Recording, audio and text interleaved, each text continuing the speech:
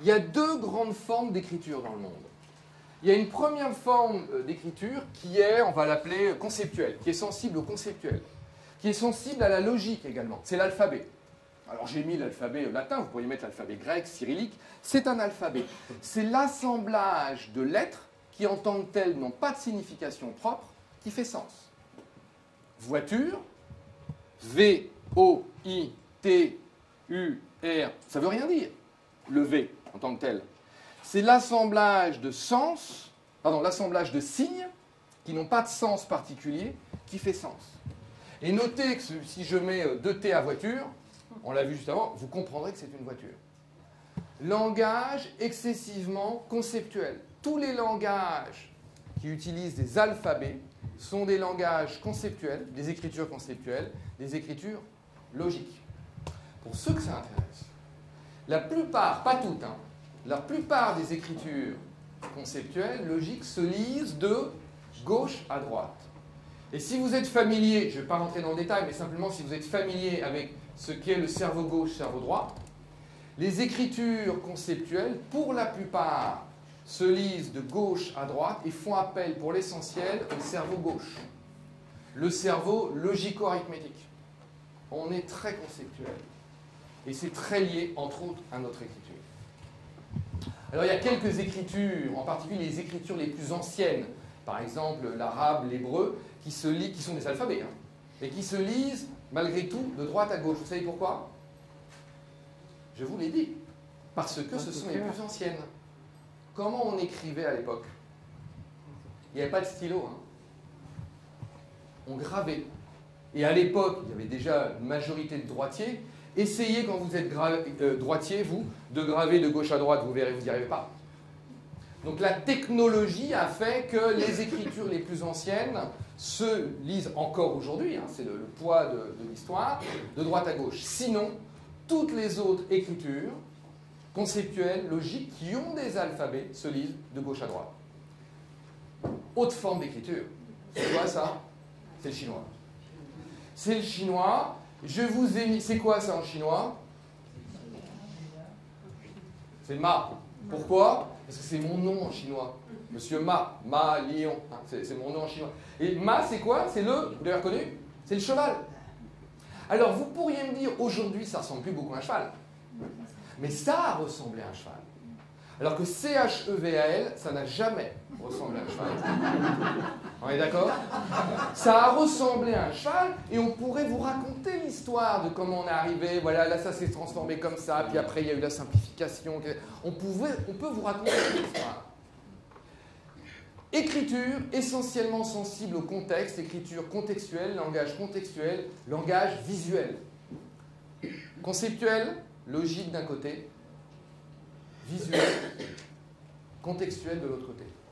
La plupart, si ce n'est la totalité, des écritures contextuelles se lisent de droite à gauche, éventuellement de... Mais en tout cas, de droite à gauche, font essentiellement appel au cerveau droit. Le cerveau plutôt artistique, de reconnaissance des formes. Non seulement on ne voit pas le même monde, on n'utilise pas totalement tous les mêmes parties du cerveau. Je ne sais pas si vous voyez où ça va. Alors là, certains d'entre vous doivent se demander, ok, mais où il veut en venir avec les écritures fractales? Ben oui, est-ce que ça ne va pas se mélanger? Ça, c'est super linéaire. On a un côté du monde qui est conceptuel, logique. L'autre, comme le Ticton, hein, l'autre côté du monde, totalement contextuel, visuel, les Chinois. Alors, commençons à voir des exemples un petit peu plus subtils. Le japonais. Regardez là, s'il y a des panneaux. À votre avis, le japonais, contextuel, visuel ou conceptuel, logique? Les deux. Qui a dit les deux? Le japonais, bravo, est une des premières langues, à ma connaissance d'ailleurs, c'est la seule, qui utilise, on va dire, au quotidien, c'est-à-dire qu'on apprend en même temps une forme d'écriture. Il y a deux types d'alphabets. Ça, c'est ce qu'on appelle les kanji, qui ressemblent étrangement aux idéogrammes chinois. Et pour cause, c'est à quelque chose près. Hein. Ben oui, quand vous dessinez une voiture, hein, ok, peut-être vous allez le faire style un peu chinois ou style un peu japonais, enfin une voiture, c'est une voiture. Donc les kanji, ça... Donc kanji, écriture totalement contextuelle, vous l'avez compris. visuelle. Hein. On reconnaît, je vous ai mis quelques exemples, Japon, Tokyo, etc. Et chacun a une histoire. On peut raconter pourquoi Tokyo, c'est la capitale de l'Est, etc. On peut vous raconter une histoire. En même temps, écriture totalement conceptuelle, logique. Il y a deux alphabets, hein, je ne vais pas tous vous les faire, les hiragana, katakana, qui sont un alphabet. À partir du moment où on parle d'alphabet, on parle d'écriture conceptuelle logique. Donc vous voyez, déjà, ça commence à être intéressant, ça. On commence à voir apparaître une forme d'écriture qui mélange les deux. C'est pas fini. Coréen. Alors, à votre avis, là, alors maintenant, vous devez être un peu angoissé, tomber dans le piège. Le coréen visuel, contextuel, on parle aussi d'écriture analytique, hein, pour les conceptuels, et analogique, pour les... Bon, on ne va pas rentrer dans le détail. À votre avis, visuel ou logique? Quelqu'un sait? C'est une écriture totalement conceptuelle, c'est un alphabet. Voici l'alphabet coréen. À partir du moment où on parle d'alphabet, c'est conceptuel. Alors pourquoi je vous parle de coréen? Est-ce que ça s'appelle le hangul, hein, pour ceux que ça intéresse. Et si je vous en parle, c'est une des raisons, c'est le dernier alphabet, à ma connaissance, qui a été inventé. Qu'il faut utiliser à l'échelle d'un pays, hein, parce qu'il y a des alphabets qui sont utilisés à des plus petites échelles. 1440, hein, le roi Sejong, pour ceux que ça intéresse, c'est-à-dire à peu près 500 ans, c'est le dernier alphabet qui a été inventé. Accélération des choses, ça prend des fois quand même 500 ans. Vous savez comment il a inventé l'alphabet? Il l'a fait en symbolisant la forme des organes qui produisent le son. Le O, ça fait le T, hein, la langue. Là, vous allez retrouver les le O, le A. Quand la langue touche votre palais, donc on fait un truc comme ça fait le T. Vous pourrez essayer.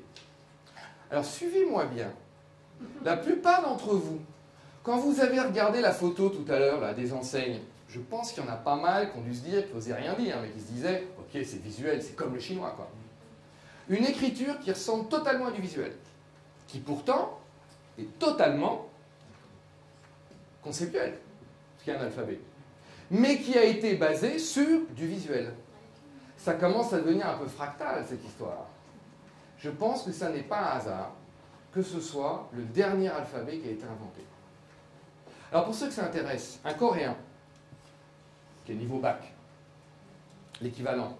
Un coréen qui a le niveau bac, il lit le coréen. Hein. Il lit aussi la plupart, en tout cas pas mal, d'idéogrammes chinois. Et il sait, il ne parle pas forcément anglais, mais il sait déchiffrer l'alphabet ABCD. Donc il sait lire 3 alphabets, et en particulier 2 types d'alphabets. Un totalement visuel, le chinois, les idéogrammes chinois, et au moins 2 types d'alphabets conceptuels, le hangul, le coréen, et l'anglais, ou l'alphabet latin. Combien savez-vous lire de types d'alphabets? Ouais, la plupart d'entre nous, c'est un seul. Hein. On utilise combien de parties de notre cerveau? Pour ce qui est de l'alphabet, hein, pour ce qui est de la lecture. Je crois que l'écriture est en train de se fractaliser. Si vous voyagez en Asie, vous allez voir apparaître de plus en plus des inscriptions en lettres alphabétiques, latines. Si vous regardez des inscriptions japonaises dans la rue, en Chine, on voit pareil, ils ne traduisent plus, quoi. Ils mettent des... Et est-ce que nous, on ne verrait pas apparaître un petit peu de visuel dans notre écriture avec les... Ah, attendez, là, ça allait trop vite, voilà, merci. Les smileys. Les smileys.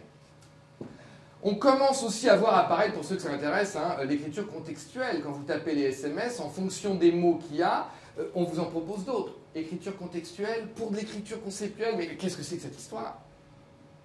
Je crois que même l'écriture, c'est-à-dire les fondements de notre manière de voir les choses, se fractalisent.